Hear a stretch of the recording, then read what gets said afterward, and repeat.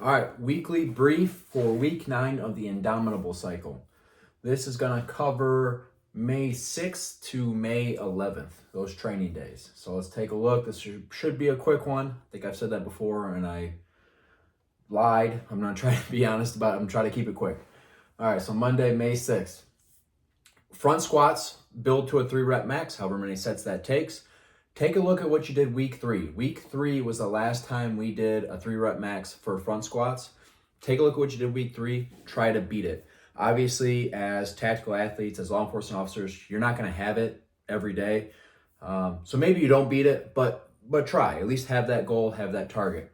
Once you build to your 3 rep max, then you are dropping 15% and doing 2 sets of max reps with a 2-minute rest in between the two. Those are max reps, obviously being safe, being smart, not going to true failure unless you're really good at dumping the barbell on a front squat or you have a good rack that you're using.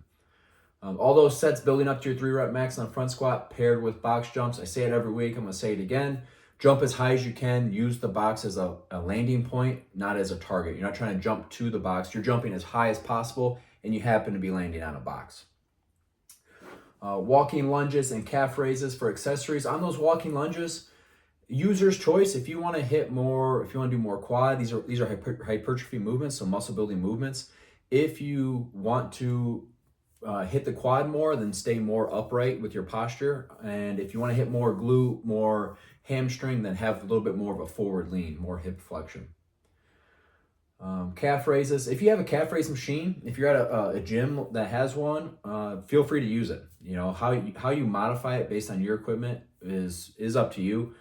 There's no magic. Like our demo video is the director of EFT, Kelly Rongo, doing basically balancing on a plate. You don't have to balance. You don't have to do it exactly like that.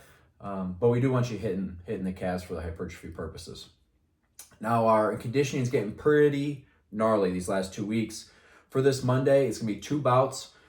In 10 minutes, you run 1 mile, and with any remaining time, you have an AMRAP of pull-ups, push-ups, sit-ups, and air squats.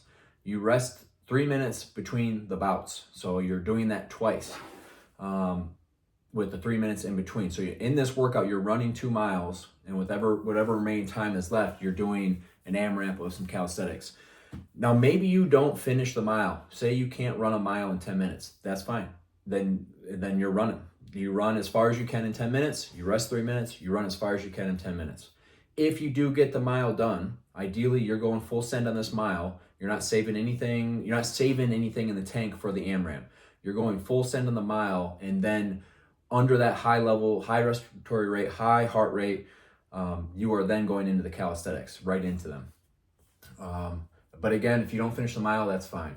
Of course, if you don't want to run, for whatever reason, whether you don't have weather permitting or you just don't like running, then go ahead and do a 2,000 meter row if you have the rower. And then we have a bear hug carry, sandbag bear hug carry. That is up to a minute. So a total of a minute, 3 sets of 1 minute of that carry, going as heavy as possible. Obviously, we want you going the full minute, but if you have to take breaks, just minimize them, and then the breaks don't count towards your minute. It's 1 total minute of work per set. And that's your Monday. Tuesday, same thing, but with bench press. Take a look at week 3, see what you did on your 3 rep max bench press week 3. Try to beat it, dropping 15%, 2 sets of max reps with that 85% of your 3 rep max. And it's literally your current 3 rep max. That's part of the point, is that as a tactical athlete, like I said already, you might not have it on this particular day. Whatever your 3 rep max is today, you use that to calculate what you do for those last 2 sets. That's those bench presses are paired with the ballistic push-ups. In these pairings, this strength and power pairing, you don't have to rush. So you don't have to go bench press and then like frantically rush to get to the power movement, in this case, the ballistic push-ups. You can take a moment and get the most out of those push-ups. So I don't want you getting fatigued from your bench, and then while still under that fatigue, you're doing the power movement. You should be relatively fresh and able to be explosive for that power movement. So you don't feel like you have to rush to do that superset. Hypertrophy movements, military press, and barbell bent over rows. Keep the bent over rows strict. I feel like this is subjectively just based on what I've seen, but I feel like bent over rows are so easily cheated and so so often cheated. People end up using their hips a lot. There's a lot of rocking the torso. It should be strict. I mean, you're getting a full scapular protraction and then a full scapular retraction, full range of motion, and it's the movement's all right here. All right, there shouldn't be hips or knees or anything else going on there.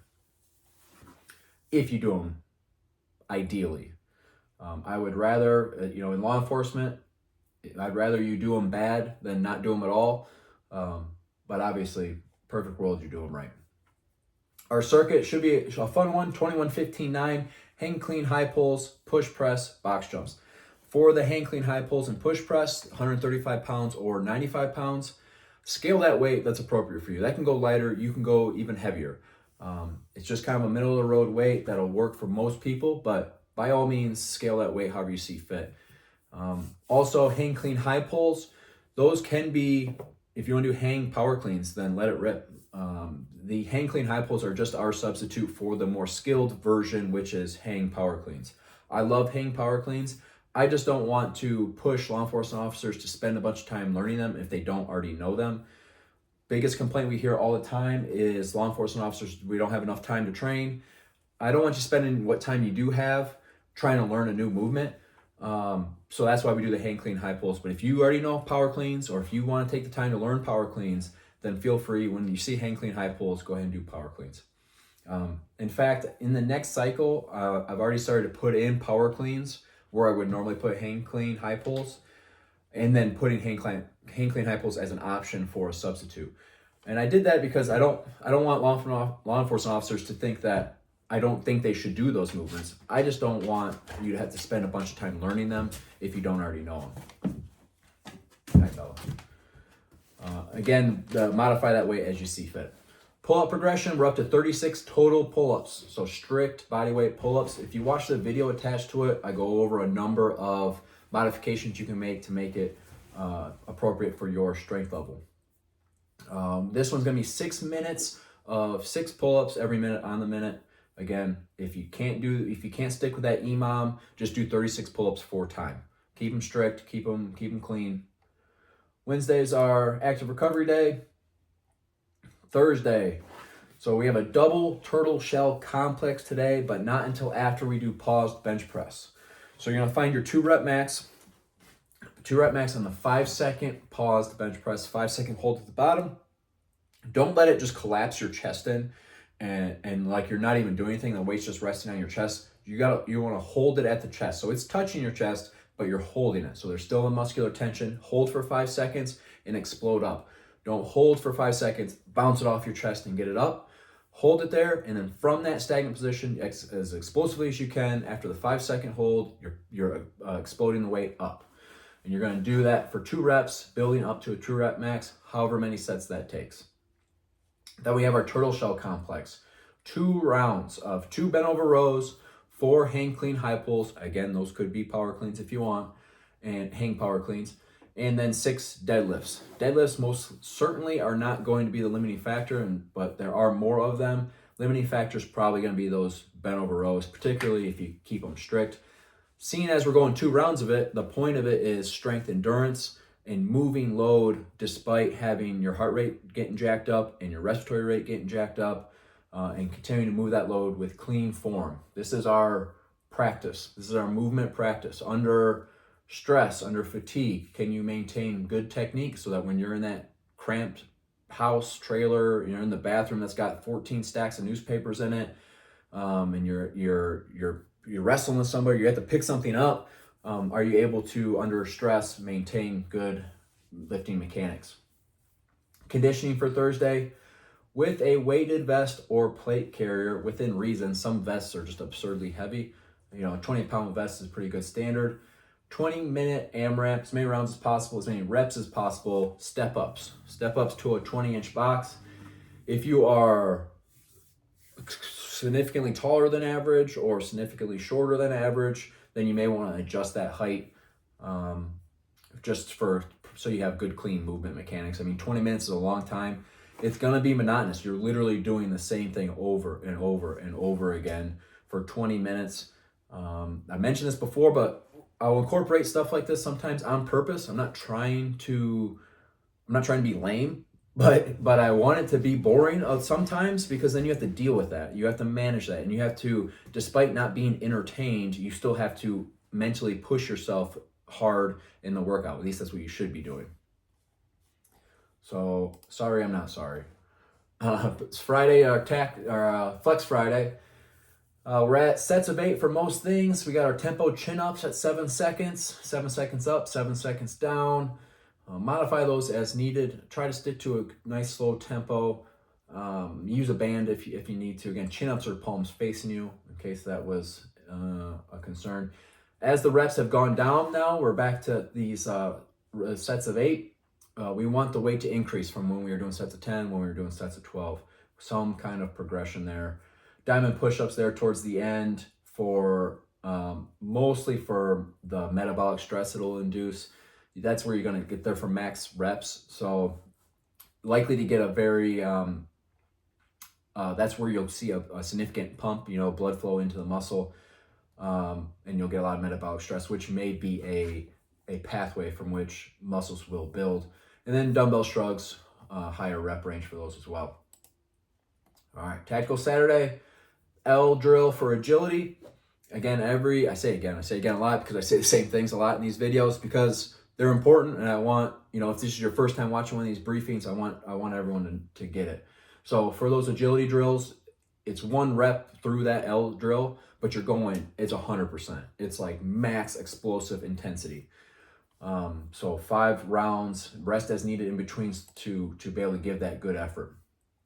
Our sprints are at 6 sets of 125 meters, or 125 yards, whatever you're using. We put them into Train Heroicus meters, resting 2 minutes in between. There's no magic in that rest time.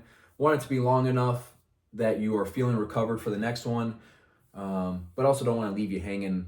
I try to minimize how often I say rest 1 to 5 minutes, or rest 2 to 5 minutes. It's very broad, but there's no magic in the 2 minutes. It just needs to be long enough that you are recovered for the next sprint. Obviously, we want to be efficient, so we're not spending 2 hours working out, especially with these longer Tactical Saturday workouts. With that, on that topic, with these sprints and agility, those aren't going to go away, but those are going to move on different days.